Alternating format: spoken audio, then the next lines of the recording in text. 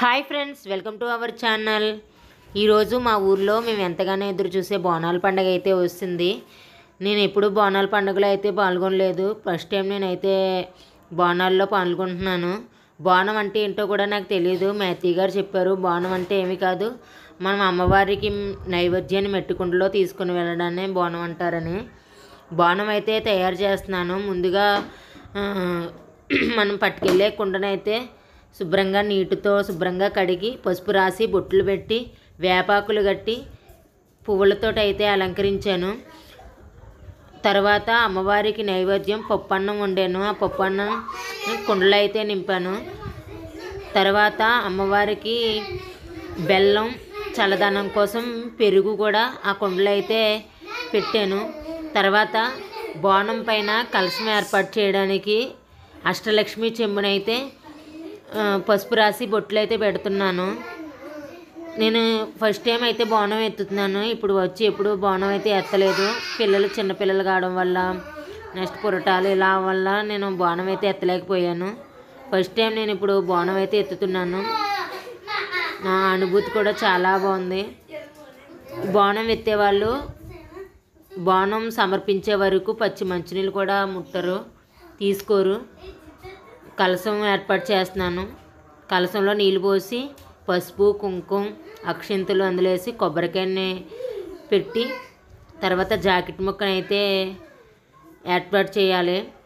అమ్మవారికి అనేటప్పటికి పసుపు కుంకుమ గాజులు జాకెట్టు ఇవి ప్రధానంగా ఉండవలసిన వస్తువులు. అమ్మవారు వాటినే కోరుకుంటారు. మన హిందూ ధర్మంలో పసుపు కుంకాలకి ఉండే ప్రాముఖ్యత ఇంకా అంత ఇంత అని చెప్పలేమో, అంత ప్రాముఖ్యత ఉంటుంది. మనం ఎన్ని పూజలు చేసినా ఆ పసుపు కుంకాల ఫలితం అయితే లభించాలనే చేస్తూ ఉంటాము. నేనైతే ఫస్ట్ టైం బోనం అయితే ఎత్తుతున్నాను. ఈ బోనం అలంకరించేటప్పుడు కూడా ఆ అనుభూతి చాలా బాగుంది. సాధారణంగా బోనం అనేటప్పటికి కుండపైన దీపం అయితే ఏర్పాటు చేస్తారు, కానీ మా ఊళ్ళో అలా కాదు. బోనం పైన కలశం ఏర్పాటు చేస్తారు. కలశానికి ప్రత్యేకించి పూజలు చేసి గుడి దగ్గరికి అయితే తీసుకెళ్ళి అమ్మవారికి బోనం అయితే సమర్పిస్తారు. బోనం ఎంత బాగా అలంకరిస్తే అమ్మవారికి అలంకరణే ముఖ్యం. నేను మా అత్తయ్య కలిసి బోనం అయితే అలంకరిస్తున్నాం. పసుపు కుంకుమ పూలు వేపాకులు బంతి పువ్వులతోటి దాదాపుగా బోనం అలంకరించడం అయితే దాదాపు పూర్తయిపోయింది. చూడమంటున్నాను మా అత్తయ్యని. ఇలాగే నా అత్తయ్య అలాగనేసి నాకైతే తెలియదు కదా అని. బాగానే చేసావమ్మా అంది అత్తయ్య కూడాను. గంధం బొట్లు అయితే పెడుతున్నారు అత్తయ్య గారు. బోనం అలంకరించడం అయితే పూర్తయిపోయింది. ఇంక మా అమ్మ మా అక్క వీళ్ళందరూ కూడా వచ్చారు. బోనం తీసుకొని అయితే మనం గుడి దగ్గరికి అయితే వెళ్ళిపోవాలి. ఇప్పుడు బోనం ఎత్తేవాళ్ళు మార్నింగ్ నుంచి ఉపవాసం అయితే ఉంటారు. అమ్మవారికి బోనం సమర్పించేంత వరకు కూడాను. గాజులు కూడా పెడుతున్నాను. వీటిని మళ్ళీ అమ్మవారికి సమర్పించవచ్చు, లేదు మనం ఇంటి దగ్గరికి తీసుకొని పూజ గదిలో అయితే పెట్టుకోవచ్చు. చివరిగా బంతి పువ్వులతో అయితే కలసం చుట్టూ ఏర్పాటు చేస్తున్నాను. మా ఇంట్లో వాళ్ళందరూ వచ్చారు. బోనం అయితే ఎత్తుకుంటున్నాను నేను. ఇప్పుడు ఎత్తుకోలేదు, ఫస్ట్ టైం నేను బోనం అనేది ఎత్తుకుంటున్నాను.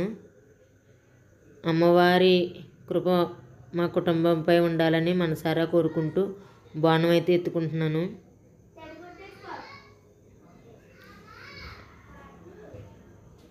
బోనం ఎత్తేటప్పుడు చాలా జాగ్రత్తగా నియమ నిబంధనలతోటి మనసులో ఎటువంటి కల్మషం లేకుండా అమ్మవారి బోనాన్ని అయితే ఎత్తాలి.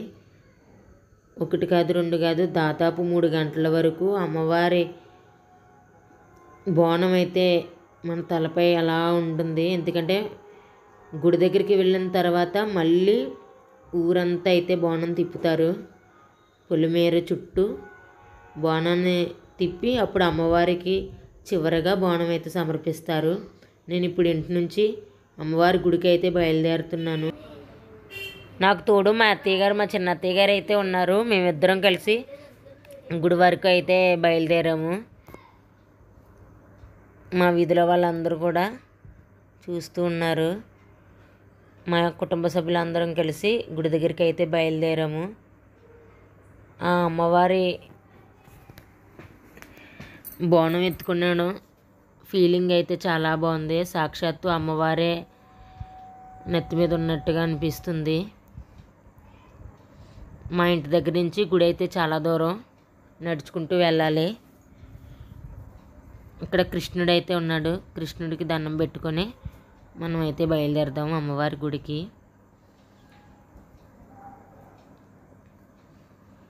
గుడికి వచ్చేసాము. చాలా దూరం కదా, గుడికి అయితే వచ్చాము.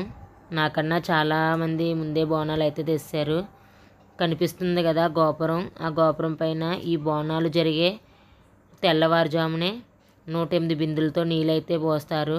పోసిన తర్వాత గుడి చుట్టూ బంతి పువ్వులతోటి వేపాకులతోటి అలంకరణ అయితే చేస్తారు.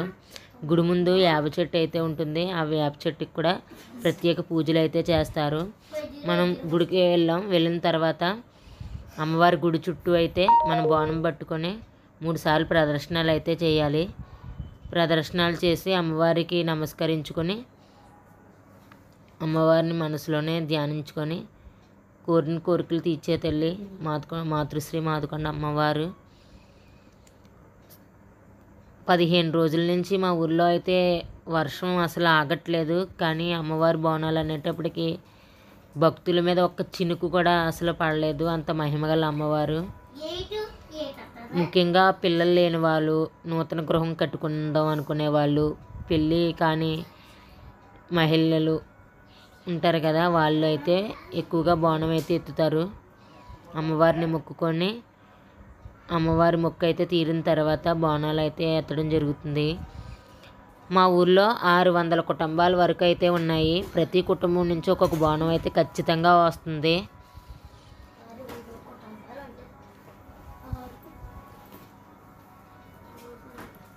నాకన్నా ముందే చాలా బోనాలు అయితే గుడి దగ్గరికి వస్తున్నాయి. ముఖ్యంగా మహిళలు చాలా భక్తి శ్రద్ధలతోటి అమ్మవారిని అయితే పూజిస్తారు. మాతృశ్రీ మాదుకొండమ్మ అమ్మవారు. అమ్మవారి జాతర అయితే సుమారు 60-70 సంవత్సరాల నుంచి జరుగుతుంది. ఈ బోనాలు అయితే సుమారుగా 10 సంవత్సరాల నుంచి అయితే చేస్తున్నారు. అప్పటి నుంచి ఇప్పటి వరకు కరోనా టైంలో కూడా ఎప్పుడు బోనాలు అయితే ఆగలేదు. ప్రతి సంవత్సరం అంగరంగ వైభవంగా బోనాల కార్యక్రమం అయితే జరుగుతుంది. ముఖ్యంగా మా ఊరి గ్రామ ప్రజలందరూ కలిసి ఒకే మాట మీద ఉండి పండగ అయితే చాలా బాగా సంబరాలు అయితే చేస్తారు. బోనాల్లో పాల్గొన్న ప్రతి ఒక్కరికి కూడా ఎటువంటి ఇబ్బంది కలగకుండా మంచినీళ్ళ సౌకర్యం ఎక్కడికక్కడ అలా ఏర్పాటు చేశారు. చాలా బాగుంది. భక్తులకి ఎటువంటి ఇబ్బంది కలగకుండా ఉంది. 1000కి పైగా బోనాలు అయితే ఎత్తారు మహిళలు. బోనం ఎత్తిన ప్రతి ఒక్కరు కూడా ఇక్కడ ముందుగా స్టే చేశారు. అందరూ ఇక్కడ వెయిట్ చేస్తున్నాం. ఇప్పుడు బోనం ఊరంతా తిప్పిన తర్వాత అమ్మవారికి సమర్పిస్తారు. ఈ బోనాల్లో పిల్లలు పెద్దలు అందరూ పాల్గొంటారు.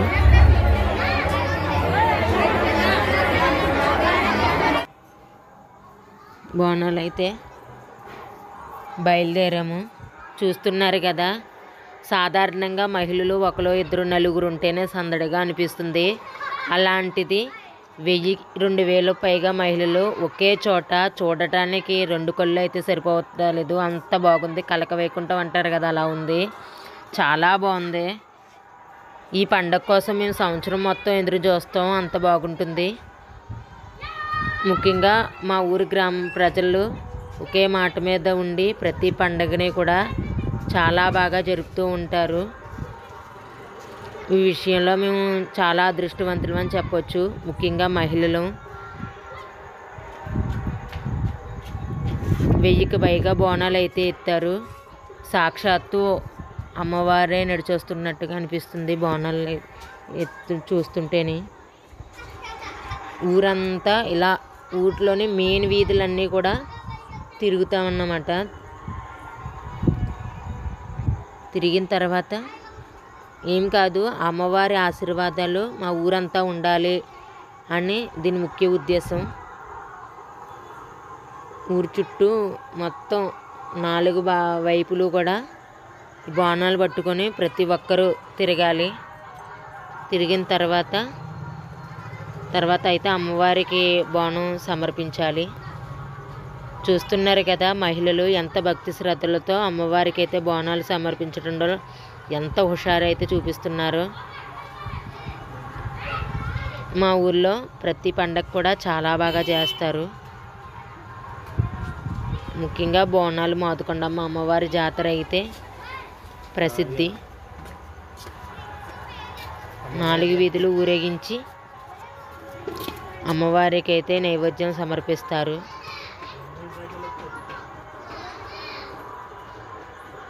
సాక్షాత్తు అమ్మవారిలే నడిచేస్తున్నట్టుగా అనిపిస్తుంది ఈ బోనాలన్నీ చూస్తుంటుంటేనే.